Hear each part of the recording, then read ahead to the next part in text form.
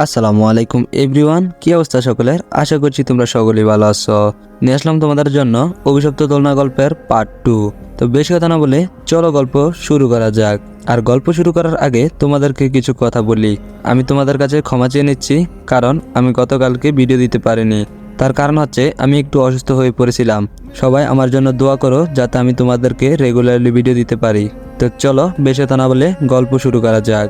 গার্ডের চেঁচানোর শব্দ শুনে লোকটার বাড়ি থেকে তার বউ ও ছেলেমেয়েরা ছুটে আসলো। ঘটনাটা এমনভাবে ঘটে গিয়েছে কেউ বুঝতেই পারেনি। সবাই শকড হয়ে গেছে, কিভাবে হলো এটা। লোকটার ছেলে বলে উঠল, আব্বু এখানে কেন? গার্ড বলল, আমরা তো জানি না বাবা, আমরা ওনাকে এই অবস্থায় দেখে এখানে আসলাম। তা উনি আত্মহত্যা করেছে কেন? তার স্ত্রী বলল, জানি না, ও একটু আগেও বলল বাইরে দোলনার শব্দ হচ্ছে, আমি দেখে আসি। এটা বলেই ঘর থেকে বের হয়েছিল, কিন্তু এখন আমার কি হয়ে গেল? এটা বলেই লোকটার স্ত্রী কান্না করতে লাগলো। তারপর গার্ড চাচাকে সাথে নিয়ে জায়গাটা দ্রুত ত্যাগ করলাম। চাচা, লোকটা এভাবে মারা যাওয়ার কারণ কি? আমরা কোনোদিন বের করতে পারবো না। চাচা বলল, ধৈর্য ধরেন স্যার। আমি বললাম, আচ্ছা, এক কাজ করলে কেমন হয়? আপনাদের ম্যানেজারের বাড়িতে চলে গেলে কেমন হয়? গার্ড বলল, স্যার, বড় স্যার শুনলে রাগ করবে। আমি বললাম, আরে টের পাবে না, আপনি বাইরে থাকবেন। গার্ড বলল, আচ্ছা চলেন। স্যারের বাসা শহরের শেষ প্রান্তে। 3 ঘন্টার পথ পাড়ি দিয়ে ম্যানেজারের বাসায় পৌঁছাতে রাত 1টা বেজে গেল। আশেপাশে কারো বাড়ি নেই। আমরা গেটের সামনে গিয়ে দেখলাম তালা ঝুলছে, তার মানে কেউ নেই ভেতরে। দুজনে মুখ চাওয়াচাই করে যখন ফিরে আসছি, হঠাৎ বাড়ির ভেতর থেকে ধুমধাম আওয়াজ ভেসে আসতে লাগলো। দুজনে থমকে দাঁড়ালাম। বাড়ির গেট তো লক করা, তাহলে ভেতর থেকে আওয়াজ আসছে কেন? আমি বললাম, চাচা, ভেতর থেকে শব্দ আসছে মনে হলো। চাচা বলল, ও কিছু না, চলেন। যেই আমরা সেখান থেকে চলে আসতে লাগলাম, আবারও সেই শব্দ, এবার সাথে সেই পরিচিত হাসি। গার্ড চাচা কাচুমাচু করে আমার দিকে তাকিয়ে বললেন, বাড়িতে আমার একটা ছোট মাইয়া আছে, আমার জন্য প্রতি রাতে অপেক্ষা করে। দেরি করে বাড়ি ফিরলে ওর মায়ের সাথে ঝগড়া করে ঘুমিয়ে পড়ে। আমি চলে যাচ্ছি। আমি বুঝতে পারলাম চাচা ভয়ে যেতে চাচ্ছে না, কিন্তু আমাকে পিছে হাঁটলে চলবে না। আমার জীবন মৃত্যুর সন্ধিক্ষণে দাঁড়িয়ে আছে, হয়তোবা আজকে কোনো ক্লু পেতে পারি। আমি চাচাকে বললাম, আচ্ছা চাচা, আপনি চলে যান, আমি ভেতর থেকে ঘুরে আসি। চাচা বলল, না স্যার, অনেক রাত হয়ে গেছে, চলেন বাসায় ফিরে যাই, আপনার বউ তো একা বাসায়। আমি বললাম, আপনি যান, ঋতুকে দেখার জন্য লোক আছে। গার্ড বলল, আচ্ছা তাহলে আপনি যান, আমি গেলাম। আমি ম্যানেজারের বাড়ির উঁচু দেয়াল টপকে ভেতরে যেতেই ব্যথা পেলাম। পরে গিয়ে হাত পা ছিলে গেল। তখনও বাড়ির ভিতর থেকে ধুমধাম আওয়াজ আসছে। আমি কয়েক কদম এগোতেই পেছন থেকে কিছু একটা হেঁটে যাওয়ার আওয়াজ পেলাম। ঘুরে দেখি কেউই নেই পিছনে। আবারও সামনে হাঁটা ধরলাম, কিন্তু এবার শুকনো পাতার উপর দিয়ে কেউ হেঁটে গেলে যেমন মর্মর শব্দ হয়, সেটা হতে লাগলো। আয়াতুল কুরসি পরে বুকে ফু দিতে থাকলাম, কিন্তু শব্দ ও অন্যান্য জিনিস বেড়ে যেতেই থাকলো। আবারও কিছু দূর এগোতেই বামে একটা দোলনা নজরে আসলো। সেটা থেকে শব্দ আসছিল। ভালো করে তাকাতেই দেখি সেই মেয়েটা। ও মাই গড, এতটা বীভৎস রূপে আমি তাকে কখনোই দেখিনি। মুখটা থ্যাতলানো, দু চোখ বেয়ে পানি পড়ছে। এবার কল্পনা করুন কতটা বীভৎস রূপ হতে পারে। তাকে না দেখার বান করে আমি ম্যানেজারের দরজায় টোকা দিলাম। ভেতর থেকে উত্তর আসার বদলে মেয়েটার কণ্ঠস্বরে উত্তর আসলো আমার পিছন থেকে। মেয়েটা ভয়ঙ্কর সুরে বলল, বাঁচার খুব শখ না তোর? কিন্তু আজ তোকে কেউ বাঁচাতে পারবে না, কেউ না। তোকে অনেক সময় দেওয়া হয়েছে, আজ আর না, মরার জন্য প্রস্তুত হ তুই। আমি এক দৌড়ে বাড়ির ভিতর চলে গেলাম। ঘরে ঢুকতেই মনে হলো আমি কোনো একটা বাগারে এসেছি। যেই অবস্থা রুমের, চারদিকে শুধু নোংরা আর নোংরা। কোনো মতেই হাতের মোবাইলের ফ্ল্যাশটা জ্বালিয়ে রুমের লাইটটা জ্বালালাম। যা ভেবেছিলাম না তাই দেখলাম। একটা লোক মেঝেতে গড়াগড়ি খাচ্ছে রক্তাক্ত অবস্থায়। কিন্তু মেয়েটা এখানে কেন? এই ম্যানেজারের সাথে কি মেয়েটার কোনো সম্পর্ক আছে? মাথায় থাকা প্রশ্ন নিয়ে রক্তাক্ত লোকটির কাছে গিয়ে বললাম, কে আপনি? লোকটি বলল, আমি শুভ। আপনি কি ইভানা পার্কের মালিকের ম্যানেজার? লোকটি বলল, হ্যাঁ, আমাকে বাঁচান ভাই, আমি বাঁচতে চাই। আমি বললাম, তার আগে এটা বলুন, কেন এই দোলনায় যে বসে সেই মারা যায়? লোকটি বলল, ভাই আমি সব বলবো আপনাকে, প্লিজ আগে আমাকে একটু বাঁচান। লোকটার আকুতি আর সহ্য হচ্ছিল না। তাকে কোনো মতে কোলে তুলে বাইরে নিয়ে আসার জন্য রেডি হলাম। দরজার সামনে আসতেই খুব জোরে দরজাটা বন্ধ হয়ে গেল। আমি লোকটাকে সাইডে নামিয়ে দরজা কোনো মতেই খুলতে পারলাম না। তারপর কাচের জানালার একটা কাচ চেয়ার দিয়ে ভেঙে ম্যানেজারকে নিয়ে বের হলাম হসপিটালের উদ্দেশ্যে। কিন্তু হঠাৎ মেয়েটার অবয়ব আমার গলা টিপে ধরলো। আমি 2 হাত দিয়ে শুভকে ধরে আসি, আর এদিকে মেয়েটার ছায়াটা আমার গলা টিপে ধরে আছে। শ্বাস নিতে সমস্যা হওয়ার কারণে শুভকে নামিয়ে হাতটা ছাড়ানোর চেষ্টা করলাম, কিন্তু কোনো মতেই পারছিলাম না। চোখের সামনে যেন সবকিছু ভেসে উঠল। বিশেষ করে ঋতুকে মনে পড়ছিল আমার। কিন্তু হঠাৎ করে আরেকটা ছায়া এসে মেয়েটার উপর ঝাঁপিয়ে পড়ল। ছিটকে পড়ল মেয়েটা। গলা ছেড়ে দেওয়ার সাথে সাথে আমার কাশির পরিমাণ বেড়ে গেল। আমাকে বলল, তুই চলে যা রাশেদ, তোরা এখান থেকে যা, আমি দেখছি ওটাকে। এই কথাগুলো ওই অবয়ব থেকে ভেসে আসলো। কণ্ঠটা অতি পরিচিত আমার মনে হচ্ছে। তাহলে কি সে আমাকে এই বিপদ থেকে রক্ষা করবে? কিন্তু এটা কিভাবে সম্ভব? একটা মৃত মানুষ আমাকে এত বছর পর এসে বাঁচাবে কেন? আমি লোকটাকে সাথে নিয়ে তার গেট থেকে বের হওয়ার সাথে সাথেই আমি চারদিকে খোঁজ করতে লাগলাম। বেশি সময় প্রশ্নটা আমার মুখে চাপিয়ে রাখতে পারলাম না। বলে ফেললাম, ভাই বলেন না প্লিজ, ওই দোলনার সাথে আপনার আর ওই মেয়েটার সম্পর্ক কি? লোকটা কোনো কথা বলতে পারছিল না, শুধু গলা দিয়ে একটা শব্দ উচ্চারণ করলো, যেটা শুনতে অনেকটা বিক্রম শব্দের মতো লাগলো। কথাটি বলার পরেই লোকটির চোখ বড় বড় হয়ে গেল। মুহূর্তের মধ্যেই তার নাক, মুখ ও চোখ দিয়ে রক্ত পড়ার পরিমাণ বেড়ে গেল। ছটফট করতে করতে ম্যানেজারের দেহ থেকে তার প্রাণটা বেরিয়ে গেল। সেই মুহূর্তে আমার কি করা উচিত ছিল তা আমি বুঝতে পারলাম না। আমার বিশ্বাসই হচ্ছিল না যে এক রাতের মধ্যে কিভাবে আমার জীবনে এত কিছু ঘটে গেল। কিন্তু আরও কিছু যে জানা বাকি ছিল তা আমি কোশ্চিনকালও ভাবতে পারিনি। মোবাইলের ফ্ল্যাশ জ্বালিয়ে মাটির দিকে ধরতে একটা অদ্ভুত জিনিস আমার চোখে বাঁধলো। মনে হচ্ছিল ম্যানেজার মারা যাওয়ার আগে হাত দিয়ে একটা সাইন আঁকার চেষ্টা করছিল। সাইনটার আকারটা বি এর মতো। হ্যাঁ, এটা পরিষ্কার বি, কিন্তু এর মানে কি? আমি ওখানে আর এক মুহূর্ত থাকলাম না। ম্যানেজারের লাশটাকে ভিতর মতো রেখে আমি আমার পথে পা বাড়ালাম। আমি এক পা দুপা করে এগিয়ে যাওয়ার সাথে সাথে পিছন থেকে ঋতুর কণ্ঠে একটা ডাক ভেসে আসলো। আমি মনে মনে ভাবলাম, এখানে ঋতু আসবে কিভাবে? ঋতুর কণ্ঠে আমাকে পিছন থেকে ডেকে বলল, রাশেদ, আমাকে বাঁচাও, আমি আর পারছি না। আমি বললাম, হোয়াট? আমি ভুলক্রমে পিছনে তাকালাম, যেটা ছিল আমার জীবনের সবচেয়ে বড় ভুল। আমি পিছন ফিরে তাকাতেই দেখলাম রাস্তার মাঝখানে একটা দোলনা। সেই দোলনাটার উপরে সেই মেয়েটা বসে আছে। আমি পিছন ফিরে তাকানোর সাথে সাথে এবার কান্নার আওয়াজ শুরু করলো। আমি ওখানে আর একটুও দাঁড়ালাম না, উল্টো পথে দৌড় দিলাম। দৌড়াতে দৌড়াতে আমি একটা বাড়ির সামনে এসে পড়লাম। মনে হচ্ছে কেউ এখানে থাকে না। আমার পিছন থেকে তখনও সেই কান্না, হাসি এসব আসছে। আল্লাহর উপর ভরসা করে আমি সেই বাড়িতে ঢুকে গেলাম। মোবাইলের আলোতে লক্ষ্য করলাম বাড়ির ভেতরে একটা কবর। আমি জানতাম কবরস্থান একটা পবিত্র জায়গা, তাই কোনো চিন্তা ভাবনা না করে আমি সেই কবরের প্রাচীরে ঢুকে গেলাম। এখন শুধু চারপাশ দিয়ে ঝড়ো বাতাস বয়ে যাচ্ছে, কিন্তু আমি যেখানে দাঁড়িয়ে আছি সেখানে কোনো কিছুই হচ্ছে না। আমার হুঁশ ফিরল সূর্যের আলো চোখে এসে লাগার পর। আমি তখনও সেই কবরের মধ্যে। কবর থেকে উঠে বাড়ির পথে হাঁটা ধরলাম। বাড়িটাকে আগে কখনো দেখিনি আমি। অনেক কষ্ট করে মেন রাস্তাটা খুঁজে বের করলাম। কিছু সময় পর বাড়িতে গিয়ে দেখি ঋতু এখনও কান্না করছে। আমাকে দেখার সাথে সাথে উঠে চলে আসলো আমার কাছে। আমার সারা শরীরের অবস্থা দেখে বলল, তুমি রাতে কোথায় ছিলে আর এই অবস্থা কেন তোমার?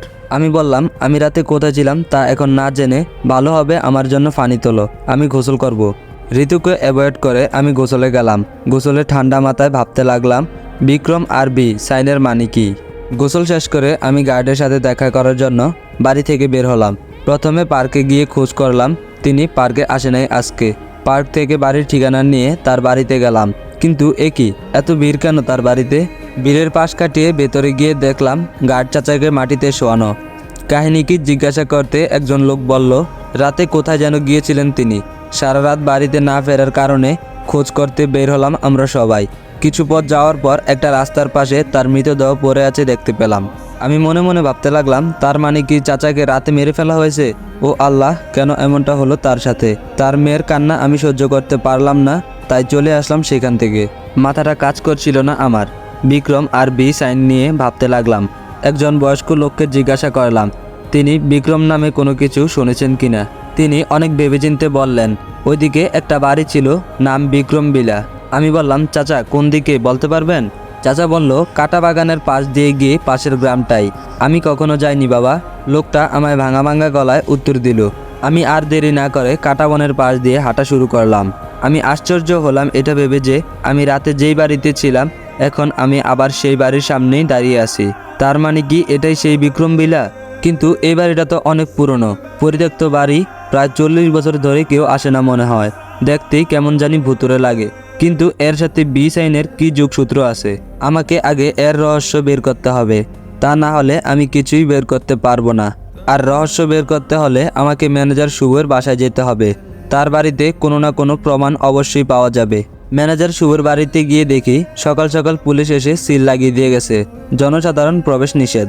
দুজন পুলিশ পাহারায় আছে সামনের দিকটায়। আমি পিছন দিয়ে লুকিয়ে ভিতরে ঢুকে গেলাম। ঘরের ভেতর গিয়ে দেখি সেই রাতের মধ্যেই সবকিছু ছড়িয়ে ছিটিয়ে রাখা। একটা আলমারি দেখে আমি সেটার দিকে এগিয়ে গেলাম। আলমারির ড্রয়ার খুলতেই সেখানে একটা পাতা পেলাম। ভাগ্য ভালো, সেটা পার্কের সবকিছুর হিসাব লেখা আছে, কোন জিনিস কোথা থেকে আনা হয়েছে এবং তার ঠিকানা, মোবাইল নাম্বার সবকিছু দেওয়া আছে। পর্যায়ক্রমে খুঁজতে গিয়ে পার্কের দোলনার নাম চোখে আটকে গেল। ঠিকানা ছিল বিক্রমবিলা, খোকসা।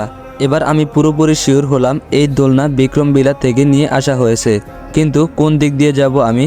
দিনের বেলাতেই আমি ম্যানেজারের একটা রুম থেকে দোলনার ক্যাচ ক্যাচ শব্দ শুনলাম। রুমটার দিকে আগানোর সাহস হলো না আমার। আমি পিছনের দরজা দিয়ে আবারও বের হয়ে চলে আসলাম। আমি আবারও সেই পুরনো বাড়িতে চলে গেলাম। এবার ম্যানেজারের দেওয়া বি সাইনের মানে খুঁজতে লাগলাম। আমি যে দিকটা থেকে এসেছি তার পাশ দিয়ে আরেকটা রাস্তা চলে গেছে। আমি অনেক ভাবার পর বুঝতে পারলাম যে বি সাইনের রূপ এটাই। ভালো করে খেয়াল করতেই বোঝা যাচ্ছে এটাই বি। আমি সেদিকটায় পা বাড়ালাম। রাস্তাটা গভীর জঙ্গলের মধ্য দিয়ে গেছে, একদম গা শীতল করা পরিবেশ। আমি আস্তে আস্তে পা ফেলতে লাগলাম। মনে হচ্ছে প্রায় 10 থেকে 12 বছর এদিকে কেউ আসে নাই। হঠাৎ করে চারদিক অন্ধকার হয়ে গেল। আমি থমকে দাঁড়ালাম। এই অন্ধকার হওয়া কোনো অশনীয় সংকেত নয় তো? হ্যাঁ, যা ভেবেছিলাম তাই হলো। রাস্তার মাঝখানে এ তো সেই দোলনার মেয়েটা। আমাকে তো সামনে এগোতে হবে, কিন্তু কিভাবে যাব? মেয়েটা যে আমার সামনে সেই দোলনা নিয়ে বসে আছে। আমি তাকে দেখে 2 পা পিছিয়ে গেলাম। একটা বাতাস এসে আমাকে ধাক্কা দিয়ে ফেলে দিল। বাতাসে একটা বিশাল বড় গাছ ভেঙে পড়লো আমার সোজাসুজি। কোনো মতে সেটা থেকে বাঁচলাম। আমার জীবন মনে হয় আজই শেষ হয়ে যাবে।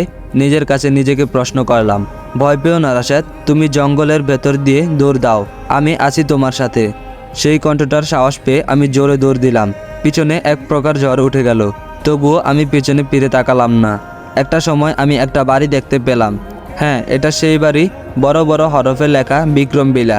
বাড়ির বিশাল বড় ফাটক, চারদিকে প্রাচীর, 2 পাল্লার একটা বিশাল বড় গেট, যাতে ঝুলছে বড় একটা তালা। দেয়ালটা কোনো মতে টপকে ভেতরে ঢুকলাম। নিস্তব্ধ পরিবেশ, শান্ত বাড়ি। 1 পা 2 পা করে যখন ভেতরে প্রবেশ করলাম তখন মনে হলো ভেতরে কেউ কথা বলছে, কিন্তু কে কথা বলছে এটা দেখার জন্য তাড়াতাড়ি ভেতরে ঢুকলাম, কিন্তু কেউ নেই।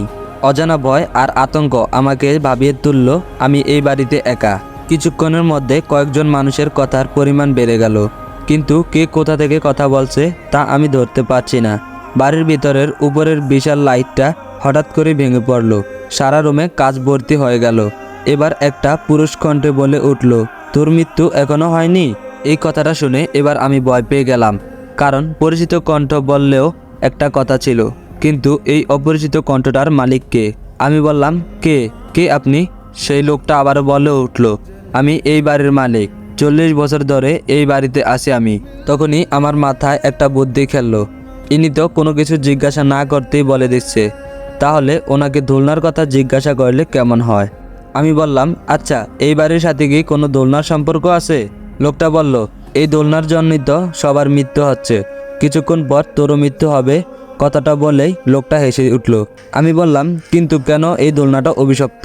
লোকটা বলল, আজ থেকে কয়েক বছর আগেও আমাদের এই বাড়িটা ভালো ছিল, সুখে ছিলাম আমি, আমার মেয়ে ও আমার স্ত্রী, কিন্তু একটা জ্বর আমাদের সবাইকে শেষ করে দিছে। আমি বললাম, কি সেই জ্বর? লোকটা বলল, একদিন এই এলাকায় একজন লোক ঘুরতে আসলো। রাতে বাড়িতে ফিরতে না পেরে সে আমাদের বাড়িতে উঠে। আমার মেয়ে তখন বাইরে দোলনায় বসেছিল। লোকটার চোখে সে আটকে যায়। সে আমার মেয়ের দিকে কিছুক্ষণ এক নাগাল তাকিয়ে থাকে। এরপর সেদিকটা এগিয়ে গিয়ে বলে, এটা খুব সুন্দর। প্রথমে ভেবেছিলাম আমার মেয়েকে বলেছে, কিন্তু পরে দেখি না, সে আমাদের তৈরি রূপার দোলনাটিকে এই কথাটা বলেছে। সে কিভাবে দূর থেকে বুঝলো এটা রূপার তৈরি দোলনা, এটা আজও অজানা আমাদের কাছে। তারপর লোকটা আমার কাছে এসে দোলনাটা কেনার জন্য বলে, কিন্তু এর মাঝে বাধা হয়ে দাঁড়ায় 18তে পা দেওয়া আমার মেয়ে। ও দোলনাটাতে কাউকে বসতে পর্যন্ত দিত না। সেই জায়গায় ম্যানেজার দোলনা নিতে চায়। আমরা সবাই এটা দিতে অস্বীকৃতি জানাই। এতে ম্যানেজার রেগে গিয়ে একদল সন্ত্রাসী ভাড়া করে আনে। আমার মেয়েটাকে দোলনার উপরে পিটিয়ে হত্যা করে। আমাদের দুজনকেও পিটিয়ে হত্যা করে। সেই দিন আমরা 3 জনেই অনেক আহাজারি করেছিলাম, কিন্তু কেউ আমাদের বাঁচাতে আসেনি। মেয়েটা মৃত্যুর সময় অভিশাপ দিয়ে গিয়েছিল, এই দোলনা যতদিন থাকবে এতে যেই বসবে তাকে হত্যা করা হবে। আমি বললাম, কিন্তু ম্যানেজার এই দোলনা নিয়ে গিয়ে বসতে নিষেধ করেছে কেন? রূপার দোলনা দেখার জন্য কি পার্কে বেশি লোক আসতো? তখনই ওই আত্মাটা বলে উঠল, এটা ও জেনে শুনেই করেছে। তুমি সেই ভুলটাই করেছ, যা সবাই করে। তোমাকেও মরতে হবে। বলেই একটা অদ্ভুত রকমের হাসি দিল। হঠাৎ করে ডান দিকের জানালা ভেঙে কিছু একটা রুমে প্রবেশ করলো। এবার আমি আমার সামনে স্পষ্ট 3টা মানুষের অবয়ব দেখতে পেলাম। তারা সবাই আমার দিকে এগিয়ে আসতে লাগলো।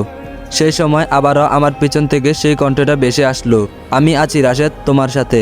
অপরিচিত কণ্ঠ পেয়ে পিছনে তাকিয়ে আমি যা দেখলাম তাতে আমি অনেকটাই অবাক হলাম। আমার ছোট মা আমার পিছনে দাঁড়িয়ে আছে, আমার ছোট কাকার বউ, যিনি আমাকে খুব ভালোবাসতেন। আমি যখন ছোট ছিলাম তখন সে মারা যায়।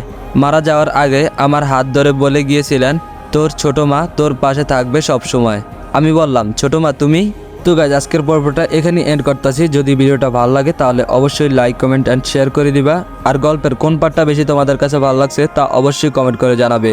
আর গল্পের নেক্সট পার্ট চাও কিনা তা অবশ্যই কমেন্ট করে জানাবে। তো আজকের মতো বিদায় নিচ্ছি, আল্লাহ হাফেজ।